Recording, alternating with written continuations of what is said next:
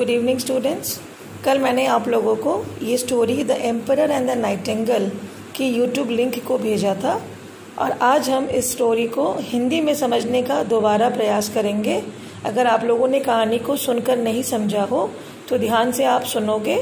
मैं आपको स्टोरी भी सुनाऊंगी और साथ में उसका हिंदी अनुवाद भी बताती जाऊंगी। स्टोरी का नाम है the emperor and the Nightingale. Emperor हम कहते हैं राजा को या महाराजा, राजाओं के राजा। और नाइटिंगेल एक छोटी सी कोकिला पक्षी है। जैसे आपने कोयल को देखा होगा वैसे ही ये छोटी सी पक्षी कोकिला, बहुत मधुर संगीत होता है कोकिला का। तो कहानी के पहले बिफोर यू रीड दिया हुआ है, यानी कि कहानी किस चीज़ पर है या हम क्या जानेंगे इसके बारे में जानकारी आप पहले लेंगे, उसके बाद फिर कहानी को आगे समझेंगे। पहले सुना जाए। आज के सत्र में हम छठी कक्षा के अंग्रेजी विषय की पाठ the emperor and the nightingale के बारे में पढ़ेंगे। The emperor and the nightingale by Hans Christian Andersen. सबसे पहले हम इस स्टोरी के जो लेखक हैं, ये एक परी कथा है यानी कि काल्पनिक है, और इसके जो राइटर हैं वो है हैंस क्रिश्चियन एंडरसन। आप देख पा रहे होंगे नीचे लिखा है हैंस क्रिश्चियन एंडरसन। ये नाम आप याद रखेंगे कि ये कहानी किसके द्वारा लिखी गई है। अब आगे सुने। बिफोर यू रीड, पाठ पढ़ने से पहले। Have you ever heard a caged bird sing? Do you find it different than a bird singing in the garden? क्या तो इसमें पूछा जा रहा है बिफोर यू रीड यानी पढ़ने से पहले, क्या आपने कभी किसी पिंजरे में बंद, केज यानी पिंजरा और केज्ड बर्ड यानी पिंजरे में बंद पक्षी को सिंग गाते हुए सुना है और उसकी आवाज़ आपको एक गार्डन यानी बगीचे वाली बर्ड से क्या अलग लगती है? ये सवाल आपसे पूछा जा रहा है। आप बताएं, आपका उत्तर मुझे लगता है यही होगा कि हाँ मैम, जो चिड़िया पिंजरे में गाती है वो दुखी स्वर में गाती है और जो बगान में गाती है उसकी आवाज़ चारों ओर एक खुशनुमा माहौल तैयार करती है। तो आगे सुनते हैं कि और आपसे क्या पूछा गया है। आपने कभी एक पिंजरे में बंद पक्षी को सुना है? क्या आपको उसकी आवाज बगीचे में गाने वाले पक्षी से अलग लगता है? Well, this story is a fairy tale about a nightingale, a singing bird who sings as sweetly as a cuckoo. यह कहानी एक परी कथा है, एक कोकिला के बारे में, एक गायन पक्षी जो कोयल की तरह मीठे रूप में गाती है। The nightingale is put in a cage by a Chinese emperor because of his melodious voice. Nightingale यानी कोकिला, केज यानी पिंजरा और चाइनीज एम्परर यानी चीन देश के महाराजा। तो ये तीन शब्द आपने अभी तक समझ लिया होगा, बार बार इसको दोहराया गया है। और उस नाइटिंगेल को चाइनीज एम्परर ने केज में, पिंजरे में क्यों बंद कर लिया था, ये आपको इसमें बताया गया। कोकिला को एक चीनी सम्राट ने अपनी मधुर आवाज के कारण पिंजरे में डाल दिया। What happens next? Let us listen to the story to find out. तो अब दीदी कहती है What happens next? क्या होता है फिर? Let us listen. आइए हम सुनते हैं कहानी और फाइंड आउट, खुद ढूंढ निकालते हैं कि आखिर कहानी में क्या हुआ था। अब हम आएंगे पाठ पर, कहानी को आप ध्यान से सुनोगे। आगे क्या होता है, आइए जानने के लिए कहानी सुनते हैं। Long ago there was an emperor. He lived in a majestic palace in the land of China. Long ago there was an emperor. बहुत समय पहले एक महाराजा थे। आप इस तस्वीर में देख पा रहे हैं महाराजा को। He lived in a majestic palace. वो एक आलीशान पैलेस में रहते थे। In the land of China. China जो लैंड है, देश है। लैंड यानी ज़मीन भी होता है, पर यहाँ देश है। तो चीनी देश में ये एम्परर महाराजा आलीशान महल में रहा करते थे। बहुत समय पहले एक सम्राट थे। वह चीन की भूमि में एक राजसी महल में रहते थे। Behind the palace there was a forest and a nightingale lived in that forest. महल के पीछे एक जंगल था और उस जंगल में एक कोकिला रहती थी। ये बिल्कुल साफ साफ बता दिया गया है कि राजा जिस आलीशान महल में रहता था उसके पीछे एक फॉरेस्ट था, फॉरेस्ट यानी जंगल, और उस जंगल में वो प्यारी सी कोकिला रहती थी, नाइटिंगेल रहती थी। अब कहानी आगे सुनेंगे। The nightingale sang so sweetly that she was known far and wide. People even wrote books about her. कोकिला इतनी मधुर गाती थी कि वह दूर दूर तक जानी जाती थी। लोगों ने उसके बारे में किताबें भी लिखी थी।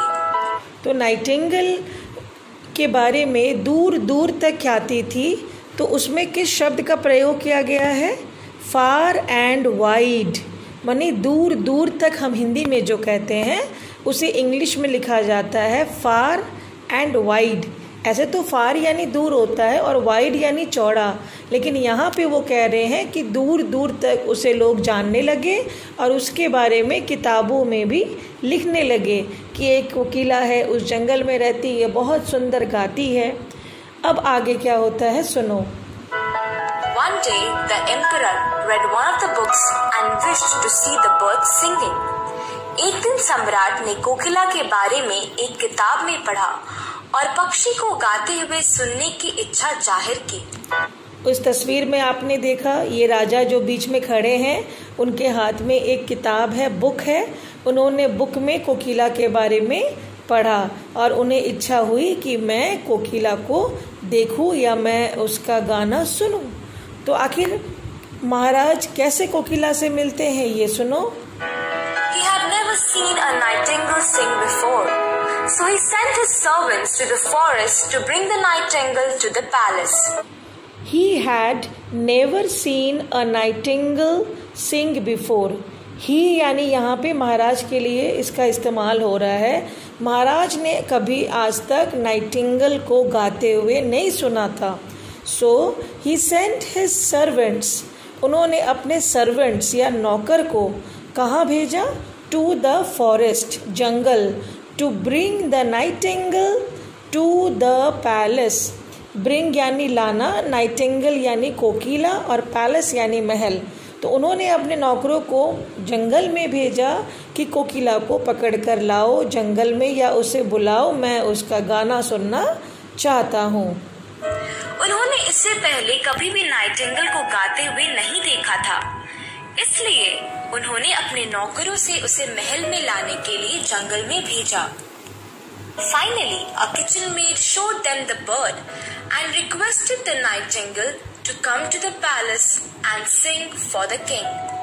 हमने अभी क्या सुना कि राजा ने अपने नौकरों को जंगल में भेजा कोकिला की तलाश में, लेकिन सिर्फ एक किचन में काम करने वाली, रसोई में काम करने वाली मेड या नौकरानी थी जिसने उस चिड़िया को सुना था। तो उसने उस चिड़िया को दिखाया, शोड देम द बर्ड, और रिक्वेस्ट किया, आग्रह किया नाइटिंगेल से to come to the palace, please आ जाओ नाइटिंगेल पैलेस में, महल में, and sing for the king, और राजा के लिए प्लीज गाना गा दो। अंत में एक रसोई घर की नौकरानी ने उन्हें पक्षी को दिखाया और उसे रात को महल में आकर राजा के लिए गाने का अनुरोध किया। At the palace, the nightingale sang and sang. The king loved music so much that he cried with joy. He bought a fancy cage and kept the bird in it. इस तस्वीर में आप देखो राजा खड़े हैं और चिड़िया को राजा ने क्या किया, एक फैंसी केज में, एक बहुत सुंदर पिंजरे के अंदर में बंद कर दिया और नाइटिंगेल लगातार गाना गाती गई, सैंग एंड सैंग, और उसकी मधुर धुन आपको दिख रही होगी, निकल रही है पिंजरे से बाहर और राजा उसे सुन के मुग्ध होता जा रहा है। महल में कोकिला ने लगातार गाना गाया। राजा को संगीत से इतना प्यार था कि वह खुशी से रोने लगा। उन्होंने एक सजावटी पिंजरा खरीदा और उसमें पक्षी को रख दिया।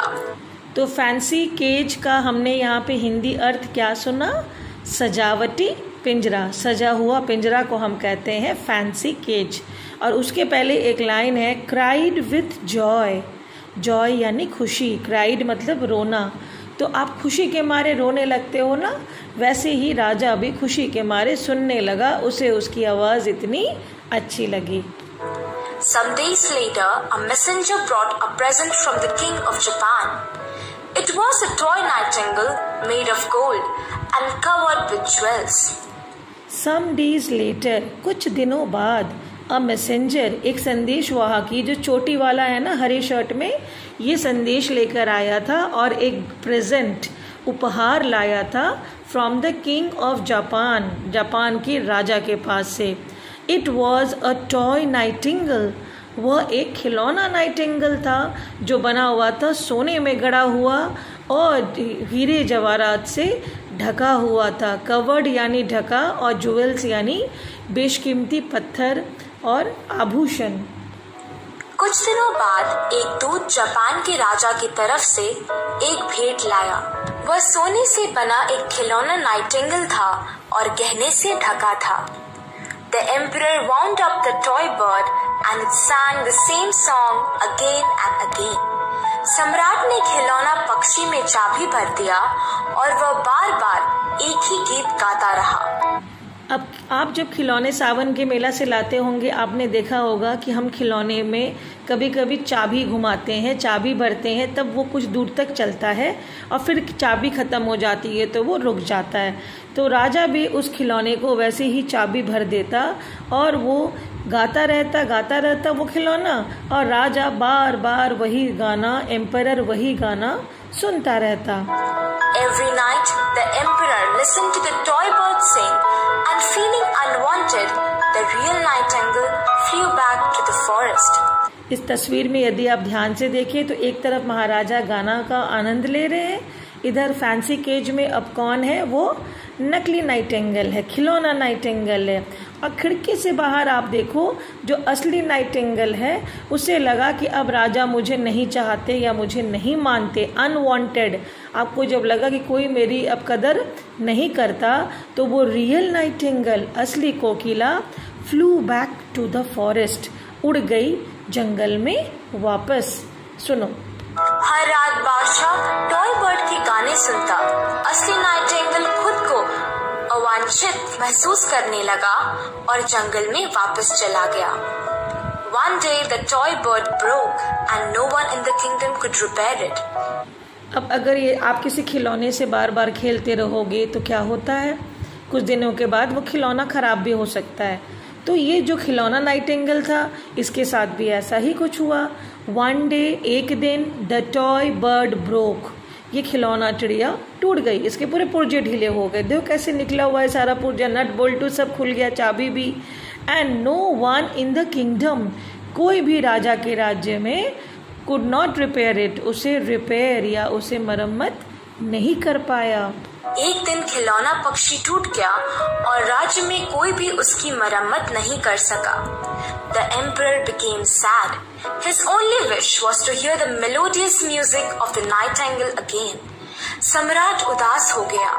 उसकी इच्छा केवल कोकिला के मधुर संगीत को फिर सुनने की थी। राजा का चेहरा देखिए, राजा कितना सैड है, दुखी है। उसकी अंतिम इच्छा, ओनली विश, इकलौती इच्छा यह थी कि वो सुने एक मधुर आवाज़, मेलोडियस यानी मधुर और म्यूजिक यानी संगीत। तो वो मधुर संगीत सुनना चाहता था असली नाइटिंगेल की, अगेन। अगेन मीन्स दोबारा से, क्योंकि उसका खिलौना भी टूट गया था और असली नाइटिंगेल जंगल में उड़कर वापस भी चली गई थी। तो क्या महाराज की इच्छा पूरी होती है, ये कहानी में हम आगे देखेंगे। Years passed and the emperor grew very sick. When the real nightingale heard this, he flew to his window to sing. Every day, the bird sat on the window sill and sang sweet songs for the emperor. He recovered very soon. वर्षों बीत गए और सम्राट बहुत बीमार हो गया। वर्षों बीत गए, years passed यानी वर्षों बीत गए, और sick, SICK, sick यानी महाराज बीमार पड़ गए। अब जैसे ही नाइटिंगेल, आप खिड़की में देखो, नाइटिंगेल अंदर झांक रही है। उसने जैसे ही सुना कि मेरे महाराज बीमार है, तो वो धीरे से खिड़की की ओर आ गए और गाना शुरू कर दिया। और आप जानते हैं कि महाराज को गाना कितना पसंद था, तो धीरे धीरे महाराज की हालत ठीक होने लगी और वो फिर कुछ दिनों में स्वस्थ भी हो गए। जब कोकिला ने यह सुना तो वो गाने के लिए उनकी खिड़की पर पहुंच गया। हर रोज चिड़िया खिड़की पर बैठती और सम्राट के लिए मधुर गीत गाती। इस प्रकार वह बहुत जल्द स्वस्थ हो गया। The emperor pleaded the nightingale to come back to the palace and stay in the cage. सम्राट ने कोकिला से महल में वापस आने और पिंजरे में रहने की गुहार लगाई। Pleaded, the emperor pleaded the nightingale, यानी उन्होंने आग्रह किया, रिक्वेस्ट किया कि प्लीज आ जाओ ना, मेरे पास रह जाओ ना। लेकिन आप अगली तस्वीर में देख पा रहे हो कि नाइटिंगेल उड़ती जा रही है, यानी नाइटिंगेल ने एम्परर की बात न मानी।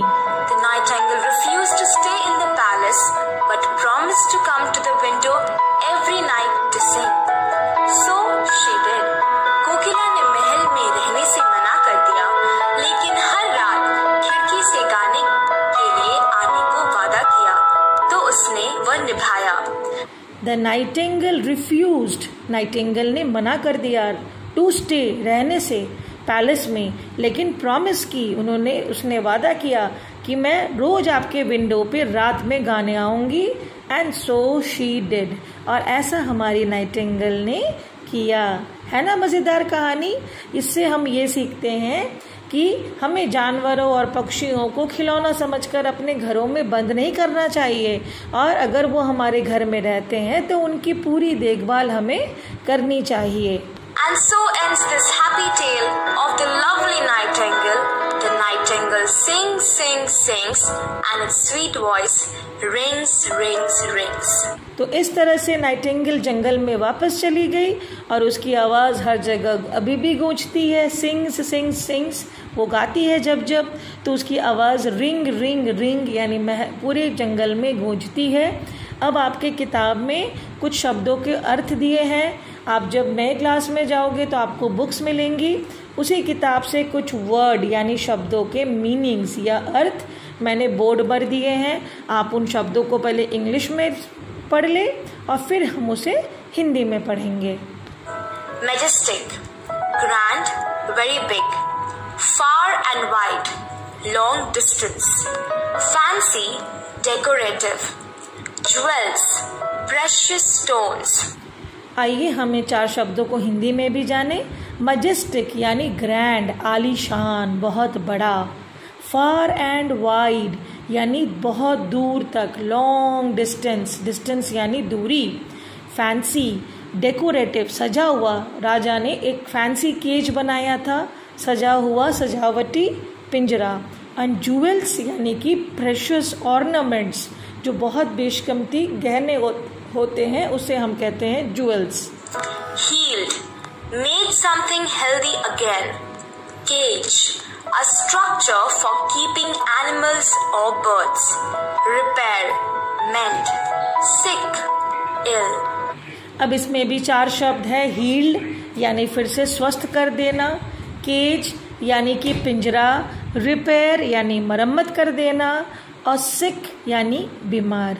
अब मुझे उम्मीद है कि आप लोगों ने पूरी कहानी को समझ लिया होगा और आप कहानी को याद करने का भी अब प्रयास करेंगे।